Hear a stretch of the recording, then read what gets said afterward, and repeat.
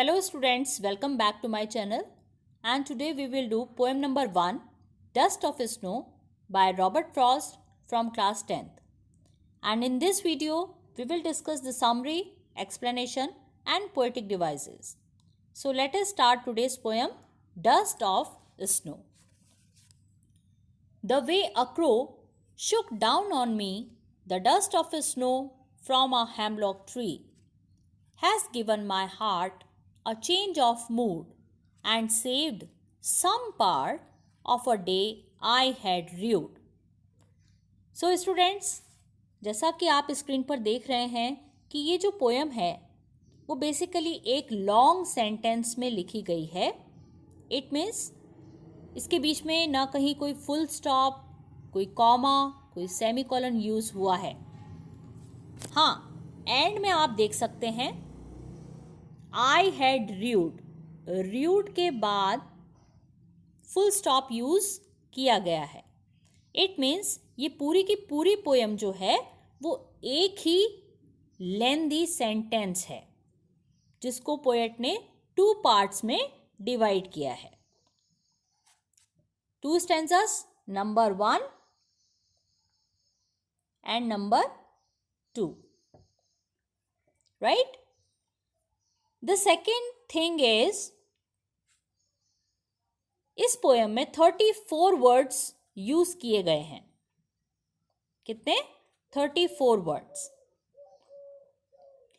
The way a crow shook down on me the dust of snow from a hemlock tree has given my heart a change of mood and saved some part of a day I had rued. बहुत ही सुंदर, बहुत ही छोटी सी poem Robert Frost ने लिखी है, पर इसमें बहुत ही गहरा अर्थ उन्होंने दिया है. पोएट हमें बताते हैं कि एक बार उनके साथ क्या हुआ, उनके साथ क्या घटना घटित हुई. वो बहुत दुखी थे, बहुत परेशान थे, और तभी अचानक वो एक हेमलॉक ट्री के नीचे जाकर बैठ गए. यहाँ पर हेमलॉक का मतलब क्या है? हेमलॉक का मतलब है ट्री, एक पेड़ का नाम है जिस पेड़ के नीचे जाकर वो बैठ जाते हैं. और तभी अचानक जाने कहां से एक क्रो उस पेड़ के ऊपर आकर बैठता है.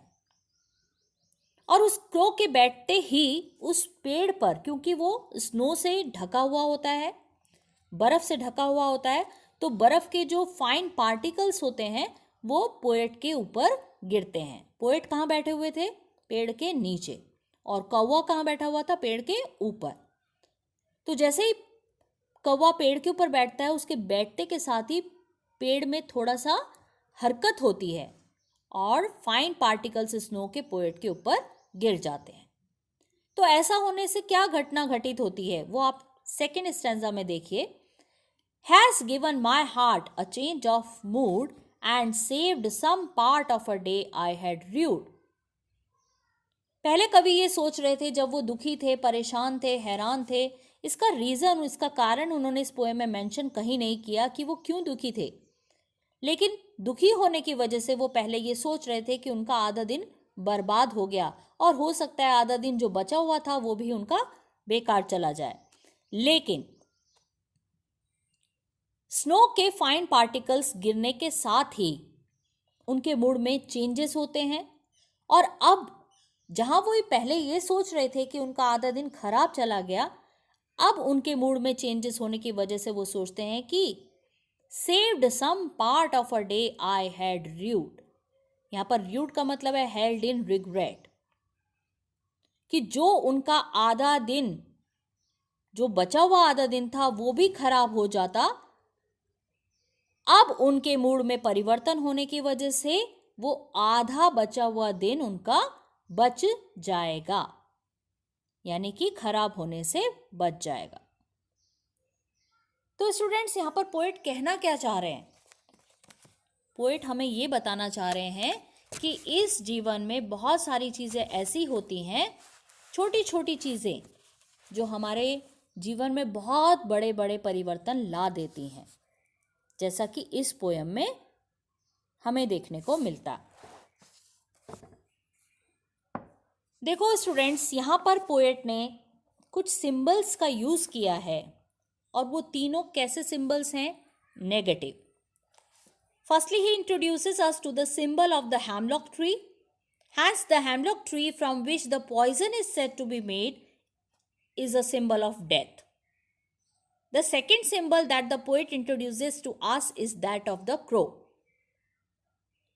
Why? Because generally the crow is considered to be the ugliest among all birds. अब जैसा कि हमें पता ही है कि हेमलॉक ट्री की कोई पूजा नहीं करता, क्यों? क्योंकि हेमलॉक ट्री कैसा होता है, ये पॉइजनस ट्री होता है, पॉइजनस प्लांट होता है जिसमें छोटे छोटे से वाइट कलर के फ्लावर्स होते हैं. इसकी पूजा कोई नहीं करता.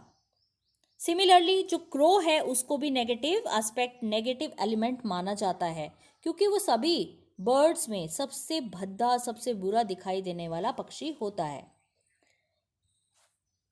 इस पोएम में पोएट ने डस्ट वर्ड का यूज भी किया है, डस्ट ऑफ स्नो. क्यों किया है डस्ट का? The poet has used the word dust. Why? Although snowflakes are used here, but he didn't use the word flakes. उसे कहीं पर भी snowflakes word use नहीं किया, because like the crow and the hemlock, dust also is associated with negativity, and the poet successfully brings out the idea of how these negative elements can bring positivity into somebody's mood. तो इन तीनों चीजों का students, number 1 hemlock tree, second crow and third dust, ये तीनों ही कैसे elements हैं? Negative elements हैं. ठीक है, लेकिन पोएट ने यहाँ पर नेगेटिव एलिमेंट्स को प्रेजेंट करके हमें ये समझाने की कोशिश की है कि ये जितने भी नेगेटिव चीज़ें होती हैं वो हमेशा ही नेगेटिव इफेक्ट या इम्पैक्ट नहीं डालती हैं. उनसे भी हमें बहुत कुछ सीखने को मिलता है और उनसे भी किसी पर्सन के मूड को पॉजिटिविटी में चेंज किया जा सकता है जो कि नेगेटिव हो.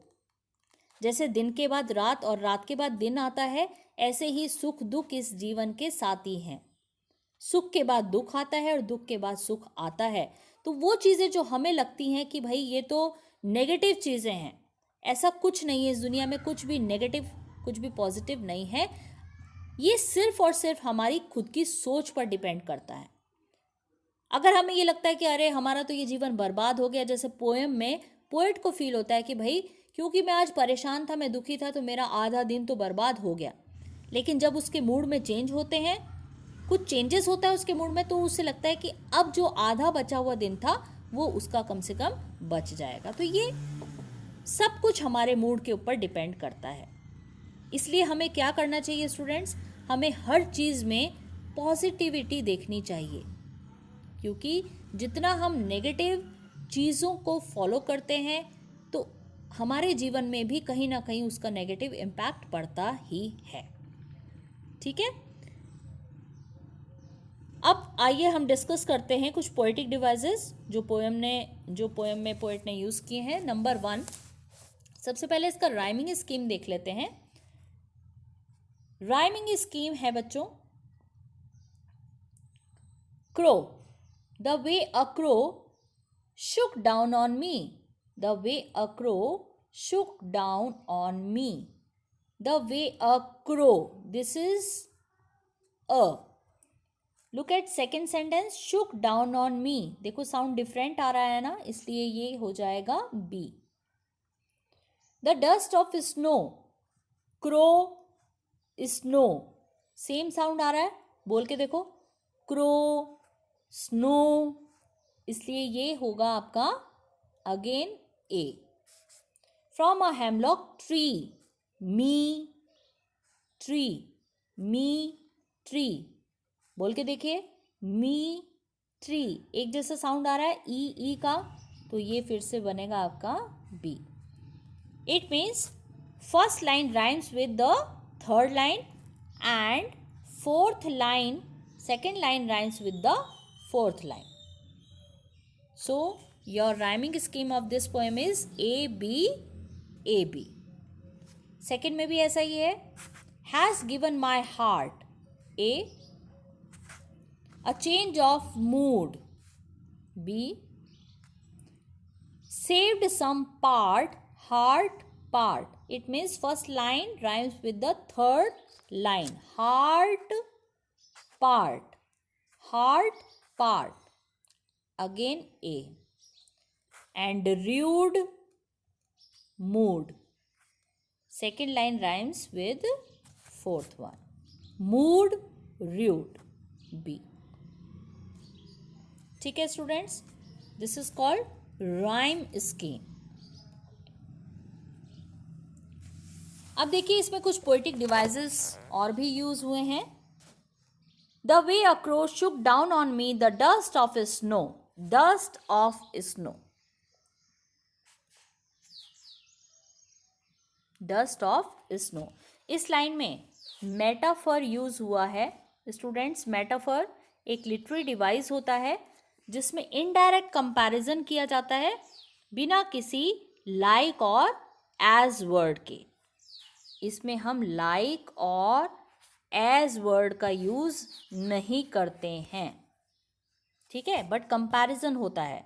जबकि सिमिली में लाइक और एज वर्ड्स का यूज होते हुए दो चीज़ों में, दो ऑब्जेक्ट्स में, दो पर्सन्स के बीच कंपैरिजन होता है. तो यहाँ पर मेटाफर कैसे है स्टूडेंट्स, थोड़ा ध्यान से देखिए. द डस्ट ऑफ स्नो, क्योंकि स्नो के लिए, जो स्नो के फाइन पार्टिकल्स थे उसके लिए पोएट ने स्नो फ्लेक्स का यूज नहीं किया. उसने किसका यूज किया है, डस्ट का यूज किया है. तो ये एक इनडायरेक्ट कंपैरिजन है किसके साथ, स्नो फ्लेक्स का डस्ट के साथ. ठीक है, या आप डस्ट को कह सकते हैं कि किसका कंपैरिजन है, स्नो फ्लेक्स का. Second, has given my heart. Has given my heart. इसमें कौन सा लिटरेरी डिवाइस है स्टूडेंट्स, कौन सा लिटरेरी डिवाइस है, अलिट्रेशन. अलिट्रेशन. अलिट्रेशन कहाँ पर होता है, जहाँ पर सेम कॉन्सोनेंट साउंड्स का यूज किया जाए रिपीटेडली. जैसे कि यहाँ पर ह साउंड का रिपीटिशन हो रहा है. हैज ह, गिवन माई हार्ट, ह, राइट. और सेम अलिट्रेशन थर्ड लाइन में भी यूज किया गया है. सेव्ड सम. यहाँ पर कौन सा कॉन्सोनेंट साउंड रिपीट हो रहा है, स. सेव्ड स, सम स. तो जहाँ पर भी सेम कॉन्सोनेंट साउंड का रिपीटिशन में यूज हो वहाँ पर अलिट्रेशन पोएटिक डिवाइस यूज होता है. नेक्स्ट,